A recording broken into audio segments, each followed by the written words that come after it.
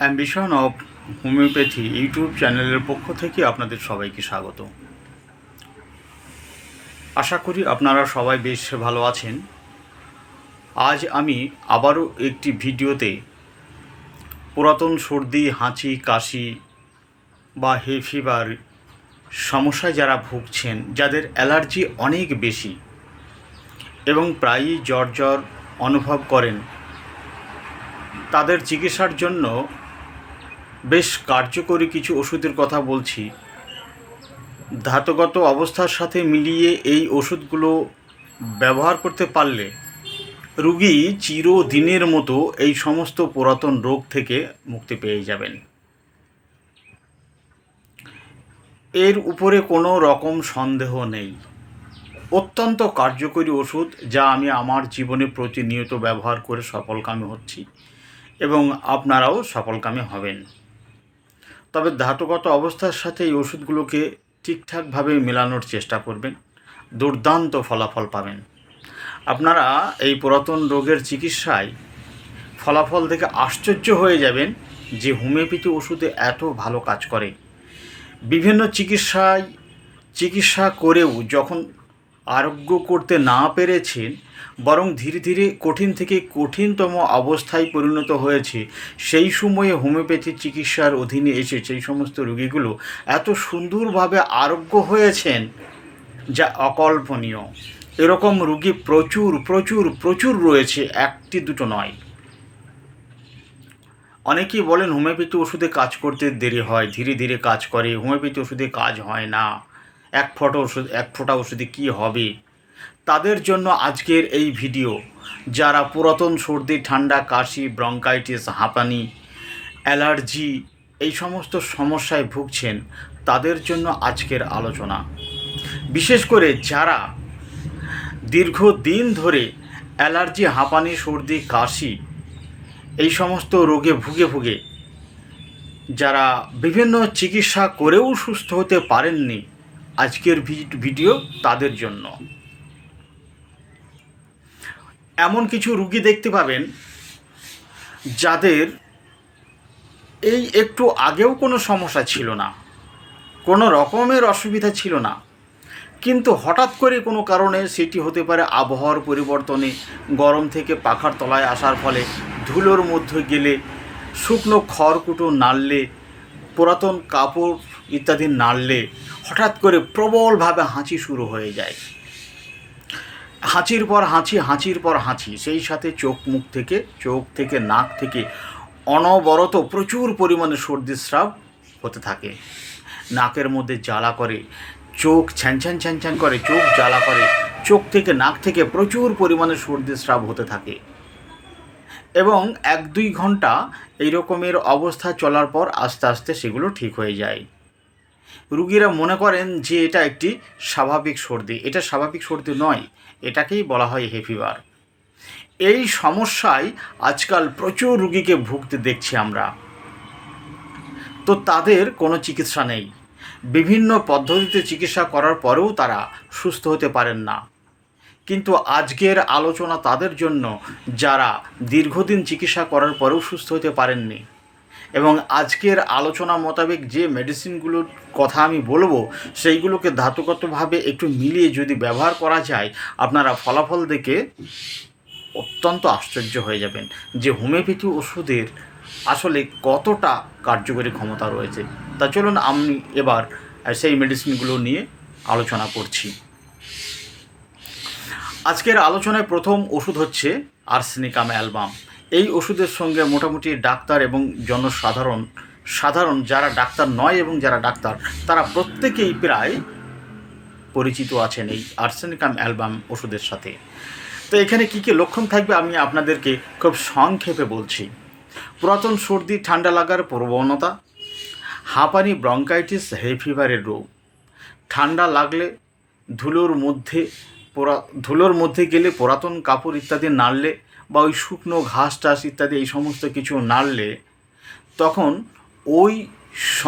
ওইগুলোর প্রতি রুগী এত বেশি সংবেদনশীল থাকে যে সাথে সাথে হাঁচি শুরু হয়ে যায়, প্রচুর হাঁচি, হাঁচির পর হাঁচি, হাঁচতে হাঁচতে শরীর ক্লান্ত হয়ে যায়, দুর্বল হয়ে পড়ে, মাথায় যন্ত্রণা করে, চোখ জ্বালা করে, গরম জলের জল দিয়ে মুখ ধুলে বা গরম বাষ্প নিলে খুব আরাম লাগে। রোগীর মাঝে মাঝে প্রায়ই জ্বর ভাব হয় এবং পুরাতন এই রকম রোগে ভুগতে থাকার সাথে সাথে ধীরে ধীরে ধীরে ধীরে শীর্ণ হতে থাকে। রোগী মনে করে যে ভিতরে ভিতরে তার কোনো কিছু খারাপ হয়ে যাচ্ছে এবং সে একটি পুরাতন রোগে আক্রান্ত হচ্ছে, ভারী ধরনের কোনো কিছু হচ্ছে বলে রোগী অত্যন্ত উদ্বিগ্ন থাকেন। এই অবস্থার সাথে তার মন মানসিকতা একটু মেলাতে হবে। সেটা হচ্ছে এই রোগী হলে প্রচণ্ড খুঁতখুঁতে, প্রচণ্ড পরিষ্কার পরিচ্ছন্নভাবে থাকতে পছন্দ করে, সবসময় কাজের মধ্যে ব্যস্ত থাকে, মানে পরিষ্কার পরিষ্কার পরিষ্কার পরিষ্কার, কোনো জায়গায় নোংরা এলোমেলো এসব একদমই পছন্দ করে না এবং সবসময় পরিষ্কার ফিটফাট টিপটপ সুশৃঙ্খলভাবে থাকতে খুবই বেশি পছন্দ করেন।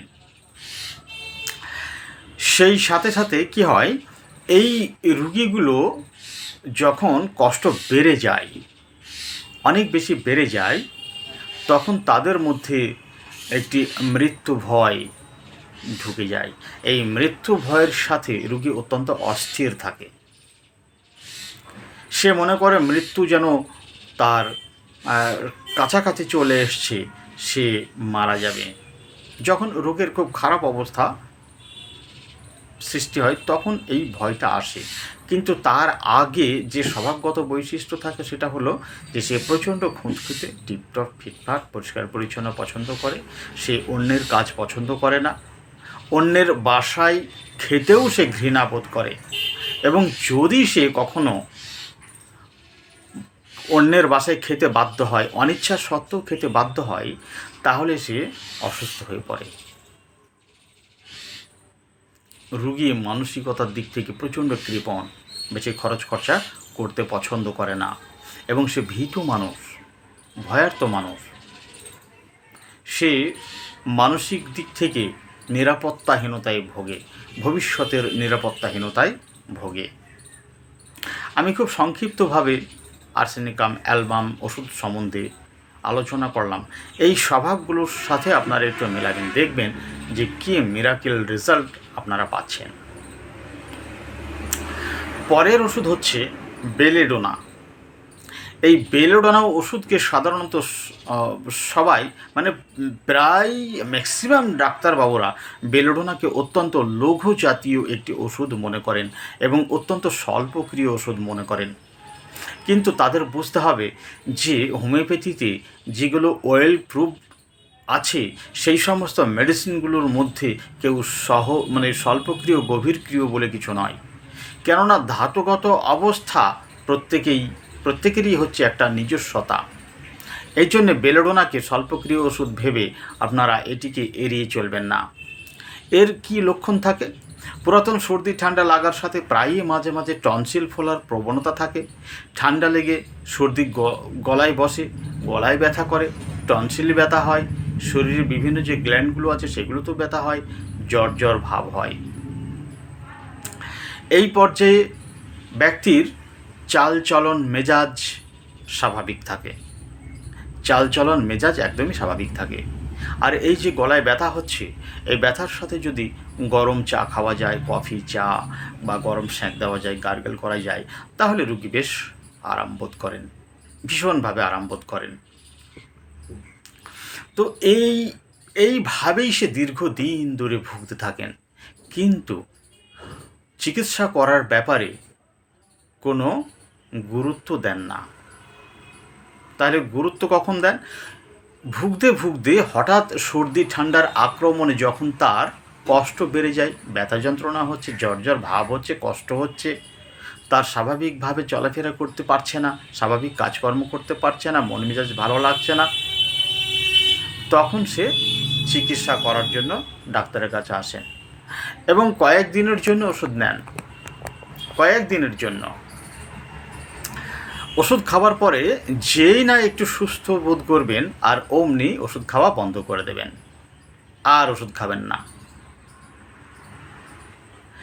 আবার যখন সমস্যা হবে, দেখা দেবে, আবার কষ্ট হবে, গলায় ব্যথা হচ্ছে, নাক চ্যানচ্যান করছে, প্রচুর সর্দি হচ্ছে, হাঁচি হচ্ছে, মাথা ব্যথা করছে, জ্বর জ্বর ভাব হচ্ছে, কিচ্ছু ভালো লাগছে না, কাজকর্ম ভালো লাগছে না, বেড়াতে ভালো লাগছে না, খেতে ভালো লাগছে না, কারোর সঙ্গে কথা বলতে ভালো লাগছে না, চুপচাপ থাকতে ইচ্ছা করছে। এই যে ভালো না লাগার অনুভূতি যখন চলে আসবে, তখন সে চিকিৎসকের কাছে যাবেন এবং ওষুধ নিয়ে আসবেন। কিন্তু ওষুধ খাওয়ার পরে যখনই তার কষ্ট একটু কমে যাবে, অমনি সে ওষুধ খাওয়া বন্ধ করে দেন আর চিকিৎসা করার কথা ভুলে যান। এটাই হচ্ছে তার আজীবনের স্বভাব। এই বেলোডোনার রুগী হচ্ছে অত্যন্ত সহজ সরল বিশ্বাসী মানুষ। সেই কোনো কলা কৌশল কিছু বোঝে না, সে কোনো ঝুট ঝামেলা গণ্ডগোল অশান্তি এসবের মধ্যেও যান না, এবং মনের উপরে কোনো চাপ নেন না, কোনো রকম চাপ নাই। তিনি অত্যন্ত লঘুচেতা মানুষ। তিনি সব সময় খান দান এবং বিন্দাসভাবে থাকতে পছন্দ করেন, আনন্দ ফুর্তি হাসি খুশিতে থাকতে পছন্দ করেন। এই রকম ধাতুগত অবস্থার সাথে ওষুধটি মিল করিয়ে আপনি বেলোডোনাকে উচ্চ থেকে উচ্চতম শক্তিতে প্রয়োগ করে দেখবেন যে বেলোডোনাকে মিরাকল রেজাল্ট আপনাদেরকে দিতে পারে, আপনাদের অভিজ্ঞতাকেই পাল্টিয়ে দেবে এই বেলোডোনা। তখন আপনাদের মনে হবে যে সত্যি হোমিওপ্যাথিতে যেগুলো খুব ভালোভাবে প্রুভিং হয়েছে, সেই ওষুধগুলোর মধ্যে স্বল্পক্রিয় এবং দীর্ঘক্রিয় বলে কোনো প্রভেদ করা ঠিক হবে না, এটা আপনাদের মনে হবে। কেননা ধাতুগত অবস্থার দিক থেকে প্রত্যেকটা ওষুধ আলাদা আলাদা এবং স্বতন্ত্র।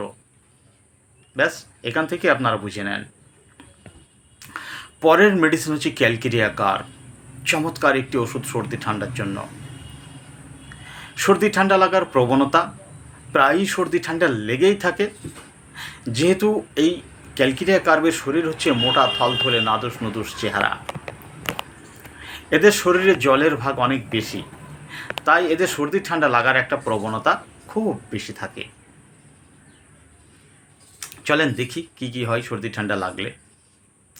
সর্দি ঠান্ডা লাগলে নাকের ভিতরে ক্ষত হয়ে যায়, মানে পুরাতন সর্দি ঠান্ডা লাগলে নাকের মধ্যে ক্ষত হয়ে যায়, নাকের ভিতরে পলিপাস হয় এবং পলিপাসগুলো অনেক বড় হয়ে নাক বন্ধ করে দেয়, যার জন্য ঠিকমতো শ্বাস প্রশ্বাস নিতে পারে না, রুগীর অনেক কষ্ট হয়। নাকের মধ্য থেকে পচাটে দুর্গন্ধ সর্দি শ্লেষ্মা বার হয়। ঠান্ডা আবহাওয়ায় হঠাৎ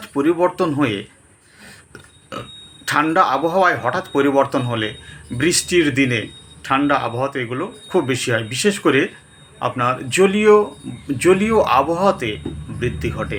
জল নিয়ে খুব বেশি কাজকর্ম যারা করেন তারা খুব সহজেই আক্রান্ত হয়ে পড়েন, এবং শুষ্ক ঠান্ডা আবহাওয়াতে এরা কিন্তু খুব একটা বেশি আক্রান্ত হন না, কেননা শুষ্ক ঠান্ডা বাতাসের মধ্যে জলীয় বাষ্প থাকে কম, যার জন্য শীতকালে ক্যালকেরিয়া কার্বের রোগী অপেক্ষাকৃত ভালো থাকেন। কিন্তু শীতকালে যদি কাচাকুচুর কোনো কাজ করতে গিয়ে অথবা জলের মধ্যে তাদেরকে দীর্ঘক্ষণ ধরে দাঁড়িয়ে কাজ করতে হয়, তাহলে তারা আক্রান্ত হতে পারেন।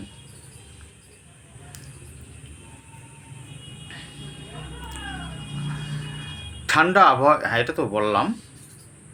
হ্যাঁ, ওই যে ঠান্ডা আবহাওয়ার হঠাৎ, মানে গরম আবহাওয়া থেকে হঠাৎ ঠান্ডা আবহাওয়ায় পরিবর্তিত হলে তখন তারা আক্রান্ত হয়, এবং আক্রান্ত হলে প্রচুর সর্দি ঝরে, প্রচুর হাঁচি হয়, প্রচুর সর্দি। এটা হচ্ছে হে ফিভারের একটা কমন সিমটম। এই জন্য প্রত্যেকটা ওষুধের সঙ্গে আমি এখানে এটা জোর দিয়ে বলছি না।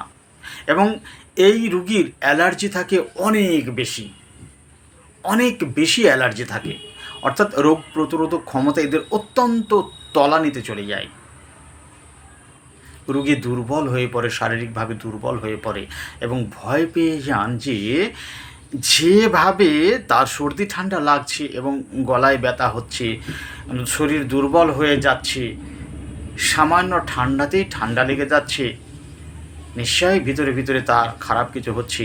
এবং রুগী অনেক বেশি ভয় পেয়ে যান যে এভাবে সর্দি ঠান্ডা লাগতে থাকলে তার খুব অল্প সময়ের মধ্যে যক্ষা রোগের আক্রান্ত হবে, যক্ষা রোগে আক্রমণ করবে, এটা সে মনে করেন।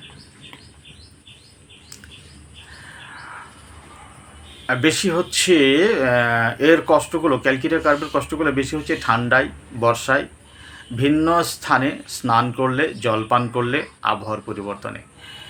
আচ্ছা, শীতকালের অপেক্ষাকৃত ভালো থাকে। মাথায় প্রচুর ঘাম হয়, বিশেষ করে নিদ্রার মধ্যে, এবং গলায় দেহের ঊর্ধ্বঙ্গে প্রচুর ঘাম হয়, ঘামের টকটক গন্ধ।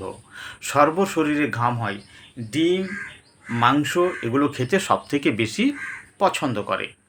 শরীরে শক্তি কম, অল্প পরিশ্রমে সহজেই হাঁপিয়ে ওঠে, ক্লান্ত হয়। সিঁড়ি দিয়ে কয়েকবার ওঠানামা করতেই হাঁপিয়ে ওঠে।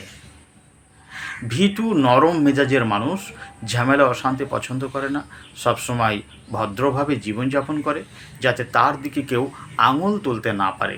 সে সম্মানকে সবচেয়ে বেশি গুরুত্ব দেয়। নিজের অসুস্থতার কথা বা তার দুর্বলতার কথা বাইরের লোকজনের কাছে প্রকাশ করে না বা বাইরের লোকজনকে দেখায় না, কারণ তার দুর্বলতা অন্যরা দেখে বাজে মন্তব্য করতে পারে, মজা করতে পারে, হাসাহাসি করতে পারে ইত্যাদি। ইহাতে তার মানসম্মান নষ্ট হয় বলে ভয় পায়। সেজন্যে ক্যালকিরিয়াকার অসুস্থ অবস্থায় সবসময় ভয় পায় যে তার এই অসুস্থ অবস্থাকে যেন অন্যরা কেউ দেখতে না পায়। এই জন্যে সে নিজেকে লুকিয়ে রাখে, অর্থাৎ অসুস্থ অবস্থায় সে খুব একটা বেশি পাবলিকের মধ্যে আসে না। ক্যালকিরিয়া কার্ভের একটা সংক্ষিপ্ত চিত্র। এরা দুধ খেয়ে সহ্য করতে পারে না, অম্বল, গ্যাস, অ্যাসিডিটি এগুলো হয়। এই ধাতুগত অবস্থার সাথে ওষুধগুলো শুধু মেলালেই হবে না, একে উচ্চ থেকে উচ্চতম শক্তিতে প্রয়োগ করতে হবে। উচ্চ থেকে উচ্চতম শক্তিতে ঘন ঘন প্রয়োগ করা যাবে না, প্রয়োজন মোতাবেক প্রয়োগ করতে হবে। রোগীর পরিস্থিতির অনুসারে প্রয়োজন বুঝতে হবে এবং প্রয়োজন মোতাবেক প্রয়োগ করতে হবে, তবেই সে সুস্থ হবে, নইলে হিতে বেহিত হয়ে যাবে। পরের মেডিসিন হচ্ছে ফেরামফস। ফেরামফস একটি বিখ্যাত ওষুধ সর্দি ঠান্ডা লাগার ধাতুতে। সর্দি ঠান্ডা লাগার কষ্ট আরোগ্য করতে ফেরামফস একটি বিখ্যাত ওষুধ। সর্দি লাগার প্রাদাহিক পর্যায়ে যখন সর্দি নাসিকা থেকে নেমে গলায় বসে এবং হালকা হালকা কাশি হচ্ছে, সেই সঙ্গে জ্বর ভাব অনুভব হচ্ছে, এই রকম সময়ে ফেরামফস প্রয়োগ করলে জ্বর ভাব আসে না এবং শ্বাসকষ্টর অবস্থাকে ওখানেই অ্যাভয়েড করে দেয়, বন্ধ করে দেয়। সেই সাথে সাথে এ তো গেল তরুণ অবস্থার একটা লক্ষণ। কিন্তু যেখানে হে ফিভার রয়েছে, পুরাতন রোগ প্রবণতা রয়েছে, পুরাতনভাবে সর্দি ঠান্ডা লাগার একটা প্রবণতা রয়েছে, সেইখানে কি ধরনের সিমটমগুলোকে দেখে ফেরামফস প্রয়োগ করব, সেখানে বেশিরভাগটাই মানসিক লক্ষণের দিকে লক্ষ্য দিতে হয়। পুরাতন রোগের ক্ষেত্রে আপনার ওই সর্দি ঠান্ডা লাগলো, আবহাওয়ার পরিবর্তন হলো, সর্দি ঠান্ডা লাগলো, প্রচুর হাঁচি হলো, এই হে ফিভারের যে কমন সিমটম সেইগুলোই সব সময় দেখা যায়। কিন্তু এগুলোর সাথে তার যে মন মানসিকতা সেদিকে লক্ষ্য রাখতে হবে। মন মানসিকতার সঙ্গে যদি না মেলানো যায় তাহলে ফেরামফস কোনো কাজ দেবে না, 1 পয়সার কাজও আপনারা বুঝতে পারবেন না।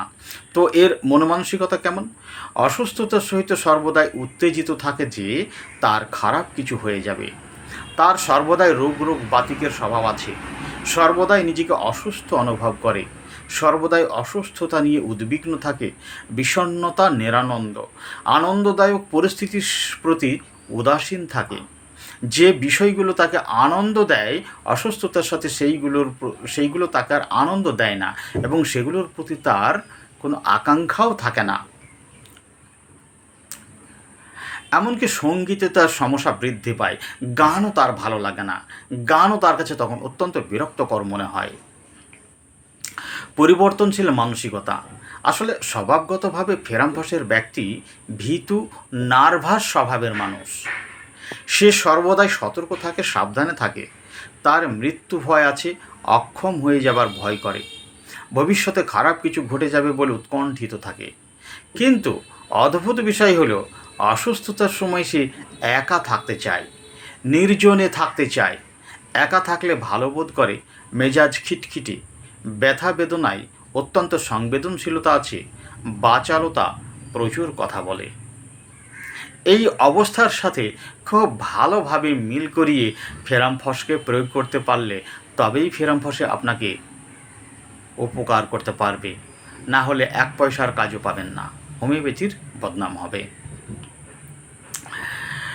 পরের মেডিসিন হচ্ছে সাইলেশিয়া। সর্দি ঠান্ডা প্রতিরোধ করার জন্য সাইলেশিয়া একটি বিখ্যাত ওষুধ এবং খুব সহজেই সর্দি ঠান্ডা লেগে যায়। সর্বদাই ঠান্ডা ও ঠান্ডা আবহাওয়ায়, জলীয় আবহাওয়াতে এর সমস্ত কষ্টগুলো বৃদ্ধি পায়। পুরাতন সর্দিতে ভুগতে ভুগতে নাকের মধ্যে ক্ষত হয়ে যায়, রক্তাক্ত পাতলা সর্দি নির্গত হয়। হে ফিভারের জন্য হঠাৎ তীব্রভাবে হাঁচি সর্দি শুরু হয়। পুরাতন কাশির সহিত বুকে সর্দির চাপ, ক্ষয় রোগের দিকে প্রবণতা। বুঝতে পারছেন যে পুরাতন সর্দির ঠান্ডাতে সে ভুগতে ভুগতে এমন একটি অবস্থায় আসে যে তার সর্দি আর ভালো হতেই চায় না। সর্দি ভালো হতে না হতে, আরোগ্য হতে না হতে আবার সর্দি ঠান্ডা লেগে যায়। কাশি হয়, বুকে শ্লেষ্মা বসে, শরীর দিন দিন শীর্ণ হয় এবং দুর্বল হয়ে পড়ে, বিভিন্ন গ্ল্যান্ডগুলো ফুলতে থাকে, গ্ল্যান্ডে ব্যথা হয়। রুগী এই অবস্থাগুলো দেখে মনে করেন যে তার মনে হয় বুকের দোষ চলে আসছে, অর্থাৎ যক্ষা রোগ চলে আসছে বা টিউবারকুলোসিস হতে পারে বলে সে ভয় পায়। তারপরে কি, তার গলার স্বর বসে যায়, সাইলেশিয়ার গলার স্বর বসে যায়। এইগুলো দেখি আসলে টিউবারকুলোসিস হবার প্রতি তার একটা ভয় সৃষ্টি হয়। ধাতুগতভাবে সাইলেশিয়াকে মেলাতে হবে, এগুলোর সঙ্গে ধাতুগতভাবে সাইলেশিয়াকে মেলাতে হবে। তার শরীরে ক্ষত প্রবণতা রয়েছে, কোথাও কেটে গেলে ছিঁড়ে গেলে সহজে আরোগ্য হয় না, কোষ্ঠবদ্ধতার ধাত, মল কিছুটা বার হয়ে এসে আবার ভিতরে ঢুকে যায়, দুধ একদম সহ্য হয় না, মিষ্টি প্রিয়। এই অবস্থাগুলো সাইলেশিয়ার হচ্ছে ধাতুগত অবস্থার সাথে এগুলোর মিল করতে হবে। এগুলোর সাথে তার মন মানসিকতা যা থাকে তা হচ্ছে, সাইলেশিয়া রুগী হলো প্রচণ্ড ভীতু প্রকৃতির মানুষ, সাহস বলতে একদম নেই, কিন্তু দৈহিকভাবে সে ভীষণ দুর্বল, অথচ বুদ্ধির দিক থেকে অত্যন্ত সুতীক্ষ্ণ বুদ্ধিমান মানুষ। তার আত্মবিশ্বাসের প্রবল অভাব এবং অমিশুকে কোনো কিছু শুরু করতে গেলেই আত্মবিশ্বাসের অভাবের জন্য সে ভয় পায় যে কাজে সে সফলকামী হবে কি না, সফলকামী হতে পারবে তো, সে কাজটা ঠিকমতো করতে পারবে তো, ভুল হবে না তো, এরকম ভয় পায়। কিন্তু তারপরও সে কাজ থেকে পিছিয়ে থাকে না, সে কাজের দিকে অগ্রসর হয় এবং একবার কাজ শুরু করলে খুব ভালোভাবে সম্পন্ন করে। আত্মবিশ্বাসের চরম অভাব থাকার জন্য তার সবসময় সাপোর্ট দরকার হয়, মানসিকভাবে সাপোর্ট দেওয়ার দরকার হয় যে ঠিক আছে তুমি করো, আমি আছি, তুমি অবশ্যই পারবে, এ কাজ তোমার দ্বারাই সম্ভব। এরকমভাবে যদি সাপোর্ট দেওয়া যায় তাহলে সাইলেশিয়াকে আর কে ঠেকায়। সাইলেশিয়া অত্যন্ত লাজুক প্রকৃতির মানুষ, অমিশুকে, সে মানুষের কাছে চোখ তুলে কথা বলতে পারে না, সে কখনো কোনো বিষয়ে না বলতে পারে না, কিন্তু সে কখনো কারোর সঙ্গে তর্ক ঝগড়া এগুলোও করে না। সে একবার মনে মনে নিজে যে সিদ্ধান্ত নেবে সেই সিদ্ধান্তে অটল থাকবে, কিন্তু অন্যজনের মতামতকে সে গ্রহণ করবে না এবং অন্যজনকেও কোনো মতামত দিলে সেই মতামতের বিরুদ্ধে কোনো মতামত পোষণ করবে না, অর্থাৎ সে যুক্তি তর্কে বা ঝগড়ায় কখনো লিপ্ত হতে পছন্দ করে না, সে মনে মনে যা ভাবে সেটাই করবে। এটাই হচ্ছে সাইলেশিয়ার একটি ধাতুগত অবস্থা। কিন্তু বুদ্ধির দিক থেকে অত্যন্ত সুতীক্ষ্ণ বুদ্ধিমান মানুষ। এই অবস্থাগুলোর সঙ্গে পুঙ্খানুপুঙ্খভাবে মেলানোর দরকার হয়। শুধু এক পক্ষ মিলিয়ে ওষুধ প্রয়োগ করলে, আপনারা হোমিওপ্যাথি ওষুধ প্রয়োগ করবেন কিন্তু হোমিওপ্যাথির নীতি মানবেন না, তাহলে হোমিওপ্যাথি ওষুধে কোনো কাজ হবে না। আপনার গন্তব্যস্থল হচ্ছে পশ্চিম দিকে, আপনি হাঁটা শুরু করবেন পূর্ব দিকে, তাহলে পশ্চিম দিকের গন্তব্যস্থলে আপনি কোনো দিনই পৌঁছাতে পারবেন না। আপনার পশ্চিম দিকে গন্তব্যস্থল, অর্থাৎ আপনাকে পশ্চিম দিকেই যেতে হবে। এই জন্য ধাতুগত অবস্থার যে বিষয়গুলো রয়েছে সেইগুলোর সঙ্গে সদৃশ করে প্রয়োগ করতে হবে, তবেই ওষুধটি সদৃশ হয় এবং সেই ওষুধ প্রয়োগ করলে আপনাদের আকাঙ্ক্ষিত ফলাফল পেয়ে আশ্চর্য হয়ে যাবেন। যারা হোমিওপ্যাথি ওষুধে কোনো ফলাফল পান না, তারা ধাতুগতভাবে ওষুধগুলোকে মিল করতে পারেন না, তাই তারা ভালো ফলাফল পান না। এটাই হচ্ছে আসল কথা। পরবর্তী ওষুধ হলো মার্সল, একটি বিখ্যাত সর্দি প্রতিরোধক ঔষধ। সর্দি ঠান্ডা লাগার প্রবণতা, আবহাওয়ার সামান্য পরিবর্তনে সর্দি লাগে, প্রচণ্ড হাঁচি হয়, নাকের ভিতরে চুলকায়, জ্বালা করে, নাক যেন বন্ধ হয়ে আসে। দিনের বেলায় আবহাওয়া গরম থাকে, সেই জন্য দিনে খুব একটা বেশি আক্রমণ হয় না, কিন্তু সূর্য অস্ত যাওয়ার পরে আবহাওয়া তাপমাত্রা কমে আসে এবং কষ্টগুলো বৃদ্ধি পায়। এই জন্যে সন্ধ্যা থেকে রাত্রি সারা রাতই তার কষ্ট বৃদ্ধি হয় এবং সকাল থেকে সারাদিন তার কষ্ট কম থাকে। মাঝে মাঝে সর্দি পেকে হলুদ সবুজ ঘন হয়ে যায়। এই সমস্যার সাথে রোগীর ধাতুগতভাবে সার্বত্রিকভাবে প্রচুর পরিমাণে ঘামে দুর্গন্ধ, ঘাম হলে কষ্ট বেড়ে যায়, প্রচুর জল পিপাসা, নিদ্রার মধ্যে প্রচুর পরিমাণে লালাস্রাব, মুখগহ্বরে দুর্গন্ধ, মাঝে মাঝে দাঁতের মাড়ি পাকে, পুঁজ হয়, ত্বকের ক্ষতপ্রবণতা, মেজাজ খুবই খারাপ, প্রচণ্ড ক্রোধ, জেদি, আক্রমণাত্মক আচরণ, প্রচণ্ড সাহসী, বেপরোয়া, নিজের ইচ্ছা মতন চলে, কারোর নিয়ম নীতি মানে না, প্রায়ই মারামারি, গণ্ডগোল, অশান্তির সাথে জড়িয়ে পড়ে। এই অবস্থার সাথে মার্সল ওষুধটি উচ্চ থেকে উচ্চতম শক্তিতে প্রয়োগ করতে হবে, তবেই সে ধাতুগতভাবে সুস্থ হবে এবং হাঁচি সর্দি ঠান্ডা লাগার প্রবণতা দূর হয়ে যাবে। আমি ওষুধগুলোর ধাতুগত অবস্থা সংক্ষিপ্ত আলোচনা করছি আপনাদের সঙ্গে। আপনারা সবসময় চেষ্টা করবেন ধাতুগত অবস্থাকে পরিপূর্ণভাবে মেলাতে। সামান্য হয়তো সর্দি ঠান্ডার দিকটা দেখলেন, হাঁচি কাশি ঘামের দিকটা দেখলেন, মন মানসিকতার দিকটা দেখলেন না, তাহলে তো আর সিমিলিমাম হলো না। সিমিলিমাম করাই হচ্ছে হোমিওপ্যাথি চিকিৎসা পদ্ধতির মূল নীতি। তো সেটাকে অমান্য করলে ওষুধ আপনাকে কোনো ফলাফল দেবে না, এটাই হচ্ছে চরম সত্য কথা। পরের ওষুধ হচ্ছে টিউবারকুলিনাম বভিনাম, দুর্দান্ত একটি ওষুধ সর্দি প্রতিরোধকের। সর্দি ঠান্ডা লাগার সহজ প্রবণতা, যাদের সহজেই সর্দি ঠান্ডা লাগে, সর্দি 12 মাস থাকে, নাক থেকে সর্দি শুকায় না, পুরাতন ব্রঙ্কাইটিস, হাঁপানি দোষ, দীর্ঘদিন ধরে চিকিৎসা করছেন, সাময়িক ভালো থাকা ছাড়া কিছুই হয়নি, তারা ধাতুগতভাবে ওষুধটি মিলিয়ে খেলে চিরদিনের মতো রোগ থেকে মুক্তি পেয়ে যাবেন। টনসিলের দোষ, শরীরের বিভিন্ন গ্ল্যান্ড ফুলে থাকে, এত সহজে সর্দি লাগে যে রোগী বুঝতেই পারে না কিভাবে সর্দি লাগে, শরীর দিন দিন শুকিয়ে যায়, খাই দাই গায়ে লাগে না, রোগী অত্যন্ত রাগী, ক্রোধী, জেদি, বেপরোয়া, খুবই জ্বালাতনকারী, অত্যন্ত চঞ্চল, অস্থির, পরিবর্তনশীল মানসিকতা, একই জিনিসের উপর বেশি দিন খুশি থাকতে পারে না, প্রায়ই ভিন্ন ভিন্ন জিনিস চাই, না দিলে বিরক্ত করে মারে, না দেওয়া পর্যন্ত শুনবেই না, ভ্রমণ করতে খুবই পছন্দ করে, বাড়ির বাইরে বাইরে ঘুরে বেড়াতে ভীষণ ভালোবাসে, কুকুরের প্রতি, জীবজন্তুর প্রতি ভীষণভাবে তার ভয় আছে। এগুলো হলো টিউবারকুলিনামের ধাতুগত অবস্থা। সে মাংস খেতে ভীষণ পছন্দ করে।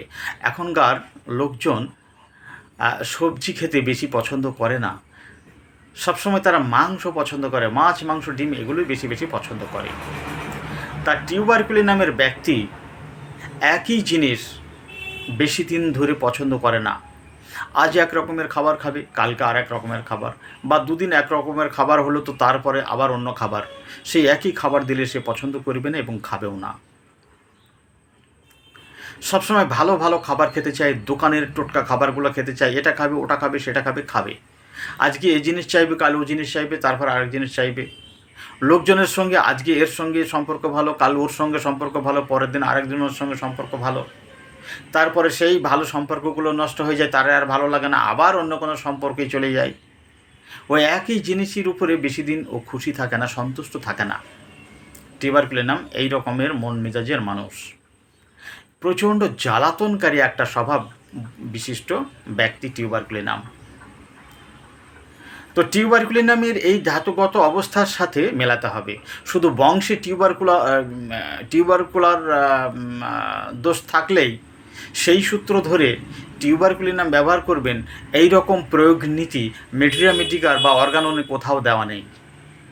প্রত্যেকটা মেডিসিন প্রয়োগ করতে হবে তার লক্ষণ সদৃশ্যে। বংশগতভাবে টিউবারকুলার দোষের ইতিহাস পাওয়ার অর্থ হচ্ছে যে ওই ব্যক্তির মধ্যে টিউবারকুলোসিসের কতটা প্রবণতা রয়েছে তার একটি ধারণা পাওয়া যায় মাত্র। কিন্তু বাকি লক্ষণগুলো টিউবারকুলিনামের সব থাকতে হবে এবং সেই লক্ষণগুলোর সদৃশ্যে টিউবারকুলিনাম মেডিসিন ব্যবহার করতে হবে, তবেই টিউবারকুলিনামে আপনারা ভালো ফল পাবেন। না হলে বংশে কারোর টিবি আছে আর এই ব্যক্তিকে আপনি টিউবারকুলিনাম দিয়ে দিলেন বা ব্যাসিলিনাম দিয়ে দিলেন, বাকি লক্ষণগুলো কিছুই মেলালেন না, তাহলে হবে কি ওই সাময়িক উপশম ছাড়া আর কিছুই পাওয়া যাবে না।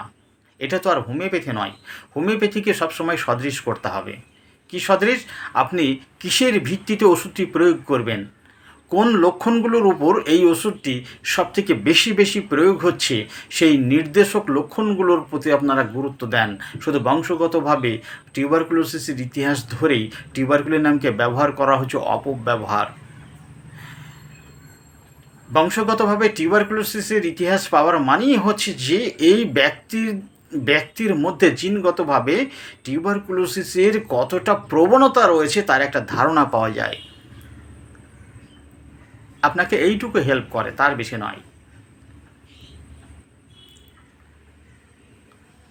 তো আজকের আলোচনা এ পর্যন্ত। পরবর্তীতে আবার অন্য কোনো ভিডিওতে আপনাদের সঙ্গে সাক্ষাৎ হবে। কেমন লাগলো আলোচনা? আমার আলোচনা আপনাদের কেমন লাগে? আমার আলোচনা আপনাদের উপকার করছে কিনা আপনারা আপনাদের মতামতে জানিয়ে পাশে থাকবেন, লাইক দেবেন এবং শেয়ার করবেন, এবং আপনারা আপনাদের হিতাকাঙ্ক্ষী মানুষজনের কাছে আমার হোমিওপ্যাথি আলোচনা ভিডিও অবশ্যই শেয়ার করে তাদেরকে হোমিওপ্যাথি সম্বন্ধে জ্ঞান অর্জন করার বা ধারণা অর্জন করার সুযোগটি করে দেন। ভালো থাকবেন, সুস্থ থাকবেন। আজ এখানেই শেষ করছি।